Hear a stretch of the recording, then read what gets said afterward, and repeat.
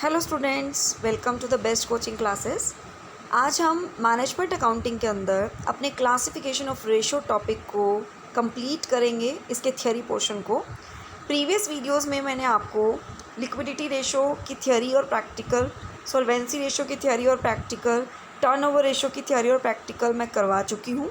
आज हम बात करेंगे प्रॉफिटेबिलिटी रेशोज़ पर, ठीक है। इसके थ्योरी पोर्शन को कंप्लीट करेंगे, फिर इसके बाद इसका प्रैक्टिकल पोर्शन लेकर आएंगे, ठीक है। देखिए, प्रॉफिटेबिलिटी रेशोज़ में बहुत सारी रेशोज़ को कवर किया जाता है। जैसे आप देख ही रहे होंगे list: gross profit ratio, operating ratio, net profit ratio, expenses ratio, return on capital employed, return on share holder funds, return on equity share holder funds, return on total assets, earning per share, dividend per share, dividend pay out ratio, price earning ratio, dividend yield ratio and earning yield ratio. ये सारी ratios जो हैं वो profitability ratios के under cover की जाती हैं। One by one करके सारी रेशोज़ के फॉर्मूले डिस्कस करते हैं, ठीक है। देखिए, फर्स्ट आती है ग्रॉस प्रॉफिट रेशो। आप लोग प्रॉफिटेबिलिटी रेशोज़ को करते समय ज़रूर अपना +1 वाला trading and profit and loss का परफॉर्मा माइंड में रखिएगा, ठीक है। अब ग्रॉस प्रॉफिट आपको याद होगा, ट्रेडिंग के अंदर क्या फाइंड आउट होता है, या तो ग्रॉस प्रॉफिट या फिर ग्रॉस लॉस। तो यहाँ ग्रॉस प्रॉफिट रेशो निकाल रहे हैं, तो यहाँ पर जो फॉर्मूले रिलेट करेंगे वो आपके ट्रेडिंग अकाउंट के फिगर्स से करेंगे, ठीक है। This ratio indicates the relationship between gross profit and sales. देखिए, जितनी सेल्स होती हैं हम उसी का ही परसेंटेज फाइंड आउट करते हैं कि इसका कितने % ग्रॉस प्रॉफिट रहा, इसका कितने % नेट प्रॉफिट रहा, इसका कितने % ऑपरेटिंग प्रॉफिट रहा। तो आपको अच्छी तरह पता होगा परसेंटेज निकालने का फॉर्मूला क्या होता है। जैसे सपोज करो आपके मार्क्स टोटल 500 में से 400 आए, तो हम क्या करते हैं, मार्क्स ऑब्टेन्ड ऊपर रखते हैं, नीचे आपका टोटल रखते हैं इंटू 100। यही तो होता है परसेंटेज निकालने का फॉर्मूला, है ना। तो यहाँ पर भी परसेंटेज फाइंड आउट कर रहे हैं रेशो की फॉर्म में। तो आप ग्रॉस प्रॉफिट की परसेंटेज किसके बिहाफ पे फाइंड आउट कर रहे हो, सेल्स के। मैंने अभी आपको डिस्कस किया कि सेल्स की परसेंटेज फाइंड आउट की जाती है, भी सेल्स का कितने % ग्रॉस प्रॉफिट है। तो फॉर्मूला क्या रहेगा, gross profit upon net sales into 100। Hope आपको ये फॉर्मूला याद करने की, मतलब रट्टा मारने की ज़रूरत नहीं है, समझ आया होगा, ठीक है। सो ये फॉर्मूला आपको क्या इंडिकेट कर रहा है, ये रेशो क्या इंडिकेट कर रही है, relationship between gross profit and sales. जितना ये ज़्यादा होगा, मतलब जितनी ये रेशो हायर होगी उतना बढ़िया है ना। ग्रॉस प्रॉफिट किसको नहीं पसंद है ना, नेट प्रॉफिट किसको नहीं पसंद, सबको पसंद है ना, कि उनका बिजनेस जो है प्रॉफिट्स में खेले। सो जितनी रेशो ज़्यादा उतना बेस्ट। सो ग्रॉस प्रॉफिट कैसे निकालते हैं, दो तरह के फॉर्मूले यूज़ कर सकते हैं हम इसमें। Sorry, cost of goods sold को निकालने के दो फॉर्मूले होते हैं। ग्रॉस प्रॉफिट निकालने का फॉर्मूला क्या है, sales minus cost of goods sold, sales minus cost of goods sold, ठीक है। So cost of goods sold निकालने का फॉर्मूला क्या रहेगा, opening stock plus purchases plus direct expenses minus closing stock. Minus क्यों किया क्लोजिंग स्टॉक को, क्योंकि ये तो अनसोल्ड रह जाता है ना लास्ट में, ठीक है। So cost of goods sold निकाल रहे हैं कि सेल करने में कितना खर्चा आया। तो जो क्लोजिंग स्टॉक बना है वो तो अगले साल यूज़ होगा, है ना। जो क्लोजिंग स्टॉक रह गया, सॉरी, वो तो अगले साल यूज़ होने वाला है, इसलिए उसे क्या कर दिया जाता है, माइनस कर दिया जाता है। होप आपको ये क्लियर है। नेक्स्ट देखिए, operating ratio. This ratio indicates the relationship between cost of sales and sales. मैं बार बार कहूँगी, सारी रेशोज़ मोस्टली सेल्स पर डिपेंड है ना। देखिए, operating cost upon net sales into 100। अब ऑपरेटिंग कॉस्ट क्या होती है, ऑपरेटिंग कॉस्ट में क्या क्या इंक्लूड करते हैं हम, cost of goods sold plus office and administrative expenses plus selling and distribution expenses. आपको याद होगा प्रॉफिट एंड लॉस का परफॉर्मा होता है जो, उसमें ऑफिस एंड एडमिनिस्ट्रेटिव एक्सपेंसेस आते हैं, सेलिंग एंड डिस्ट्रीब्यूशन आते हैं, थर्ड होते हैं मिसलेनियस, है ना।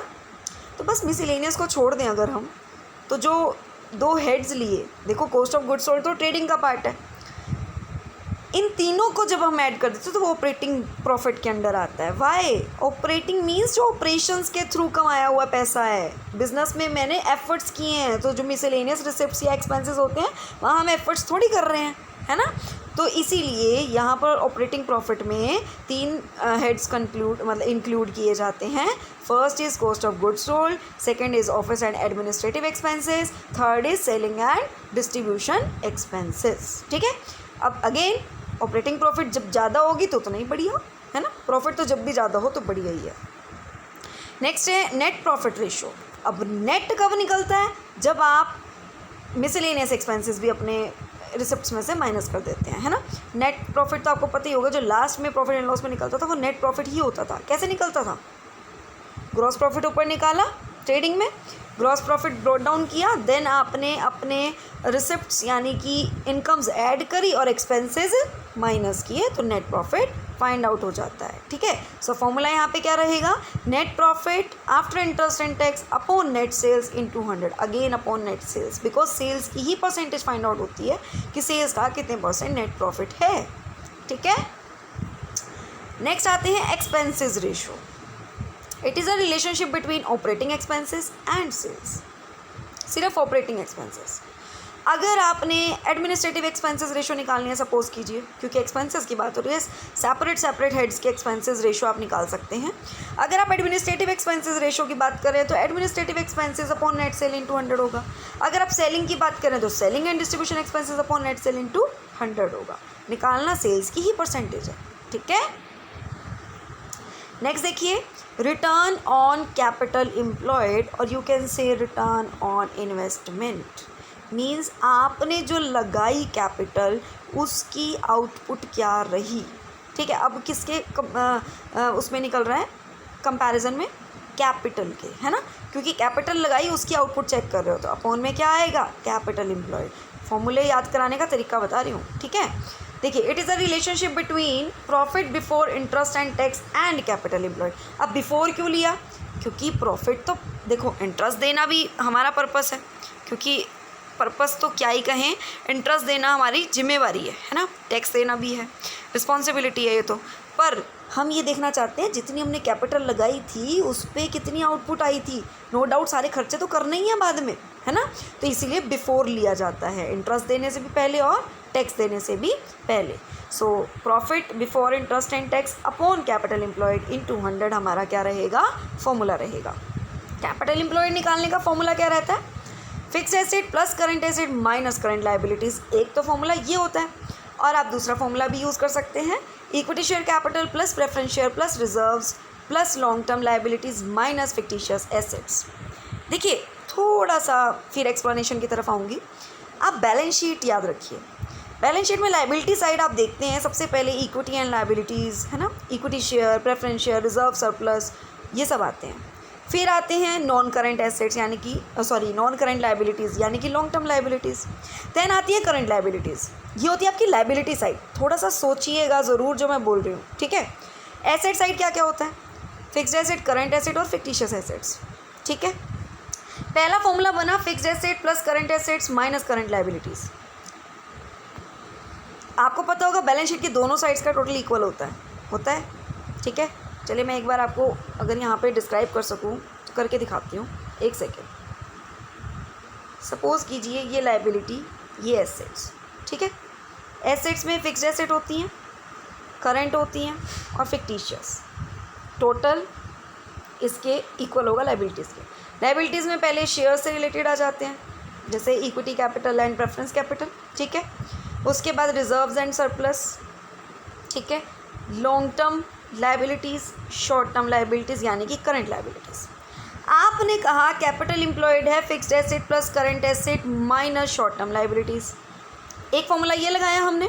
अब दोनों साइड इक्वल होती हैं तो हम दूसरा फॉर्मूला ये भी तो यूज़ कर सकते हैं, दिस सबको प्लस करें और उसमें से फिक्टिशियस क्या कर दें? माइनस कर दें। देखिए, फॉर्मूले रट्टे मारने की ज़रूरत नहीं है, समझ के कीजिए। ठीक है, नेक्स्ट देखिए, return on share holder funds. It is a relationship between profit after interest and tax and share holder funds. देखिए बेटा, share holder funds, share holders को जो पेमेंट मिलती है सबसे लास्ट में मिलती है इक्विटी वालों को, है ना।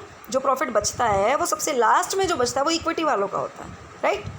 तो यहाँ पर टैक्स इंटरेस्ट तो देने के बाद वाला ही शेयर होल्डर का फंड है, टैक्स भी देने के बाद, क्योंकि जो ऑर्डर ऑफ पेमेंट रहता है सबसे पहले क्या पे किया जाता है? डिवेंचर पर इंटरेस्ट, लोन पर interest, then tax, then preference share, then equity share, right. अब ये दोनों शेयर होल्डर फंड्स हैं, मतलब ये दोनों ने शेयर्स में पैसा लगाया। तो प्रॉफिट कौन से इनके लिए बचेंगे? इंटरेस्ट और टैक्स के बाद वाले। सो ध्यान रखिएगा यहाँ पे फॉर्मूले में आफ्टर क्यों यूज़ हुआ, होप आपको क्लियर हो गया होगा, है ना। Upon share holder fund into 100। अब शेयर होल्डर फंड्स निकालने का जो फॉर्मूला रहेगा, सारी जो इक्विटी शेयर कैपिटल है, प्रेफरेंस शेयर कैपिटल है, share premium, general reserve, capital reserve, other reserve जितने भी हैं, और प्रॉफिट एंड लॉस का क्रेडिट बैलेंस, इसमें से माइनस क्या हो जाते हैं, एक्यूमुलेटेड लॉसेस, फिक्टिशियस एसेट्स या underwriter commission, share issue expenses और debit balance of profit and loss. ठीक है, नेक्स्ट आते हैं return on equity share holders funds. Only equity वालों के लिए अगर आपने बचाना है तो आप कौन सा प्रॉफिट चाहिए, after interest, after tax, after preference dividend. अभी मैंने ऑर्डर ऑफ पेमेंट बताया था, सबसे लास्ट में इक्विटी हैं तो प्रेफरेंस वाले भी यहाँ पर क्या हो जाएंगे, माइनस हो जाएंगे। नेक्स्ट है return on total assets.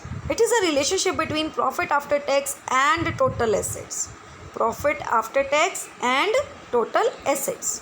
So formula क्या रहेगा, net profit after tax upon total assets into 100।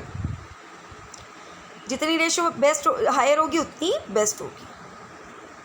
Next आते हैं earning per share.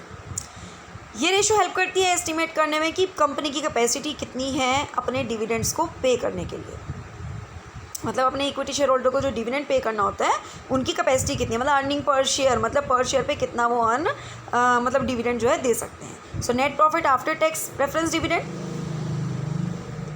Divide by number of equity share into 100, क्योंकि इक्विटी वालों के लिए चेक करना है तो प्रेफरेंस डिविडेंड भी यहाँ पर माइनस होगा। ठीक है, नेक्स्ट आते हैं डिविडेंड पर शेयर कैसे निकाला जाता है। जो प्रॉफिट डिस्ट्रीब्यूट करना है हमने इक्विटी शेयर होल्डर्स में, जो बच जाएगा वो divide by number of equity share, आपका पर शेयर निकल जाएगा, है ना। नॉर्मल सी बात है ये तो। जैसे सपोज करो 10 पेन अगर आपके 100 रुपीज़ के आते हैं, आपको टोटल पता है 100 है ना, तो कितने डिवाइड करके आप निकाल लोगे ना कि भी एक पेन कितने का आया या एक पर शेयर कितना है ना। यहाँ पर भी वही है, जो प्रॉफिट बच रहा है उन सब के लिए नंबर ऑफ इक्विटी शेयर से डिवाइड कर दो, पर शेयर पता चल जाएगा। नेक्स्ट है dividend pay out ratio. Dividend pay out ratio कैसे निकलती है, dividend per share divide by earning per share into 100।